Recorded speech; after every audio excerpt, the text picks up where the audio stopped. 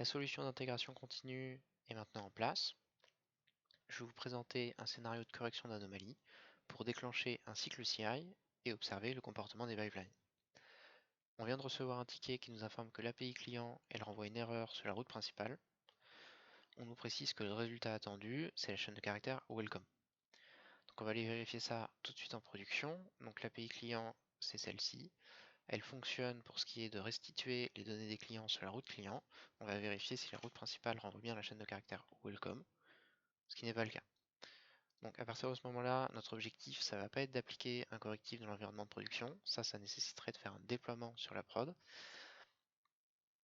Et ça se planifie avec l'ensemble de l'équipe. Donc dans un premier temps, on va préparer un package dans l'environnement de développement pour qu'il soit ensuite déployé dans l'environnement de production. Donc on va aller vérifier si on reproduit le même comportement dans l'environnement de développement en se rendant sur la route principale de l'API client et on reproduit effectivement le même comportement. Donc on va aller dans le code pour voir pourquoi on a ce comportement et essayer d'apporter une correction.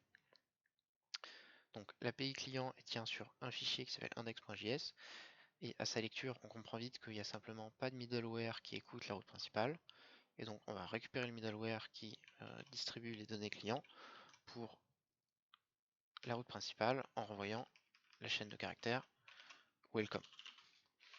Donc on ne va pas renvoyer directement la chaîne de caractères mais plutôt une variable, ça va nous permettre d'utiliser la documentation et d'observer le comportement des pipelines lors de la génération de cette documentation. Donc on va appeler notre variable mainRoute text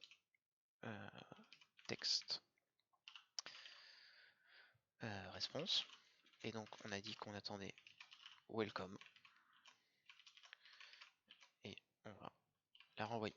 On va aussi mettre à jour la documentation Swagger qui respecte la norme OpenAPI pour que les utilisateurs de l'API, donc les développeurs du site, puissent mettre à jour s'ils ont d'éventuelles dépendances. Donc on a dit qu'on retournait welcome, on n'a pas besoin de la description, on va préciser qu'on retourne une string et pas besoin du content type. On va écrire la documentation du code, donc ce qu'on vient d'écrire c'est la documentation en dessous, c'est la documentation de la route pour Swagger. Maintenant là on écrit la documentation du code pour JSDoc, pour les développeurs de l'API. Et donc c'est une variable used as response for mainRoute. Donc c'est un type string et c'est une constante. Donc on enregistre, on vient d'ajouter une route et de modifier le comportement de l'API client. Donc on va écrire un test d'intégration. On pourrait aussi écrire un test unitaire. Cependant, comme il n'y a pas de logique sur cette nouvelle route, ça reviendrait simplement à tester la variable. C'est pas forcément pertinent. Par contre, le test d'intégration, lui, est nécessaire. Donc on va utiliser le même template qui est utilisé pour tester la route client. Maintenant pour la route principale.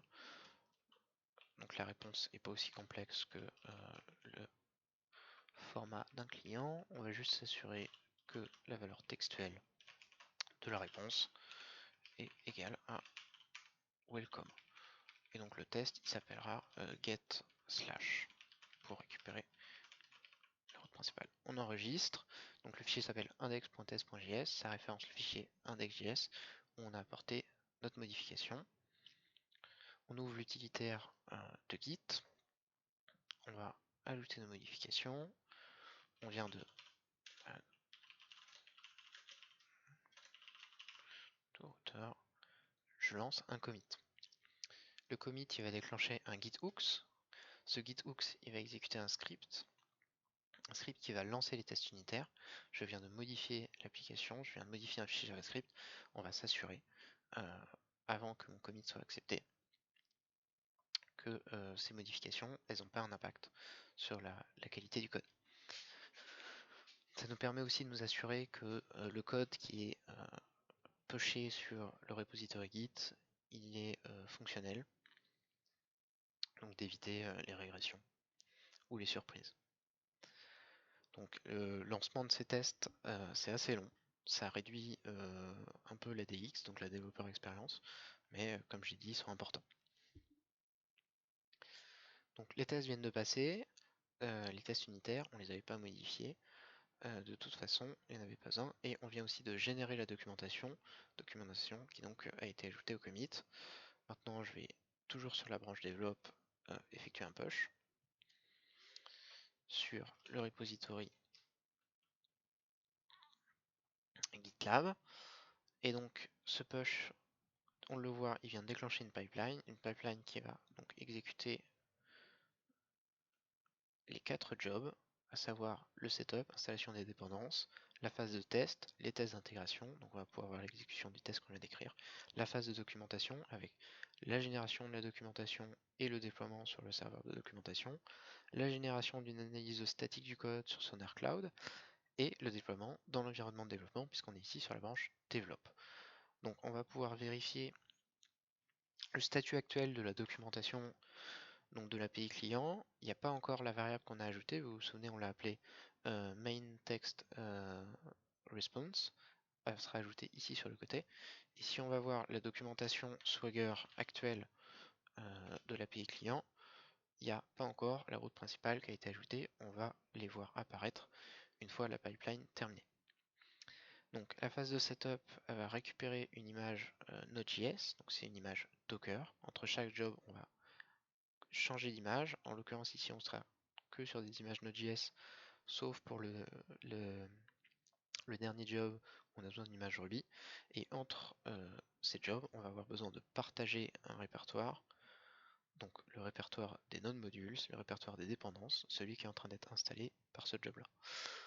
Le job vient de se finir, on va aller au job suivant, qui est le job de test.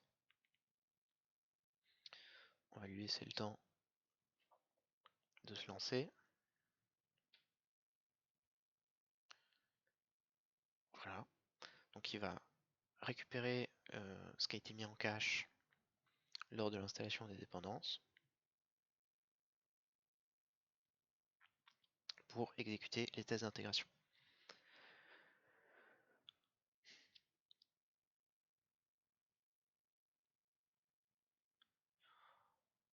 Donc la pipeline CI, elle est décrite dans un fichier qui s'appelle gitlabci.yaml, qui est donc ce fichier là, et on retrouve donc bien nos 4 jobs, setup, test, documentation et deploy. En l'occurrence, on est ici sur dev deploy, puisqu'on est dans l'environnement de développement, sur la branche develop. Le déploiement sur la branche develop, il est fait automatiquement, à l'inverse du déploiement sur la branche de production, sur master, qui, comme je l'ai dit, ces déploiements sur la prod, ils sont planifiés par l'ensemble de l'équipe. On peut voir qu'on utilise des secrets, des variables CI, pour les tokens d'authentification auprès des cloud providers, qui nous permettent de déployer la documentation et l'API depuis le script. Ces variables, elles sont déclarées ici, dans la partie variable, et donc on retrouve la clé Heroku qui héberge l'API, et 2 clés Netlify qui hébergent la documentation de l'API. Donc si on retourne sur le déroulement de la pipeline, les tests sont passés, on va aller consulter les logs. Donc il a récupéré ce qui avait été mis en cache. Il a lancé la commande yarn test qui donc va lancer 2 tests. On le voit ici, un test qui va vérifier que la route client fonctionne bien, et le test qu'on vient d'écrire qui va vérifier que la route principale renvoie bien la chaîne de caractères welcome. Donc le job a succède. Donc les tests d'intégration sont passés. Se lance alors 2 jobs de documentation, un rapport Sonar Cloud, on va pouvoir le lire ici. Donc Sonar Cloud qui a été configuré pour l'ensemble des repositories. Ici on est sur la partie client. Et donc on peut suivre en temps réel les métriques du code. À savoir ici on a une petite duplication. Si on rentre un peu plus en détail, on se rend compte que c'est dans la partie doc. Donc c'est pas sur sur le cœur de l'API, il va falloir peut-être sortir ces fichiers de l'analyse sonar, puisque c'est lors de la génération automatique de la doc qu'on a cette duplication de code. Et on a aussi ici à l'instant la partie documentation qui vient de se finir. Ça veut dire qu'on vient de mettre à jour la documentation de la interne de l'API. Donc à cette URL là, si on rafraîchit, on voit bien qu'il y a effectivement notre nouvelle variable qui vient d'apparaître, notre nouvelle variable qui est décrite comme on l'avait sous-entendu dans les commentaires. Et donc il ne reste plus qu'un job, c'est le job de déploiement dans l'environnement de développement. Donc on va pouvoir vérifier si l'API fonctionne toujours, et surtout si on a bien la chaîne de caractères welcome à la racine.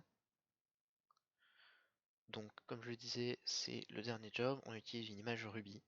Donc c'est une image qui est nécessaire pour utiliser l'outil CLI de Heroku, donc le cloud provider de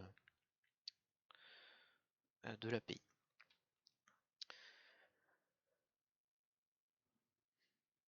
Donc voilà, on est actuellement en train de le déployer.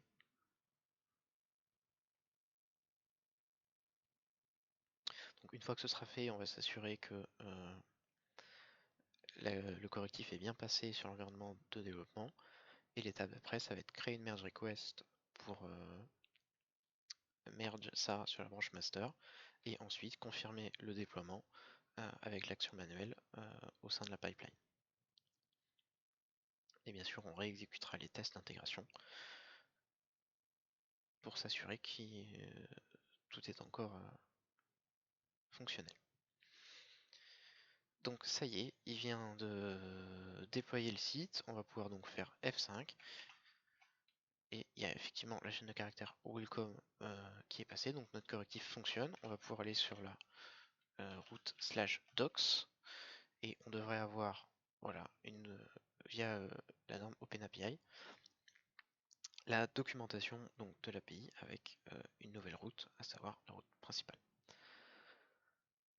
Donc voilà qui conclut la démo d'un cycle CI complet pour la solution qu'on a mis en place, avec donc la modification du code depuis le poste du développeur, avec les vérifications lors du commit, jusqu'au déploiement dans l'environnement de développement. Il ne reste plus qu'à effectuer un merge sur la branche master pour déployer en production.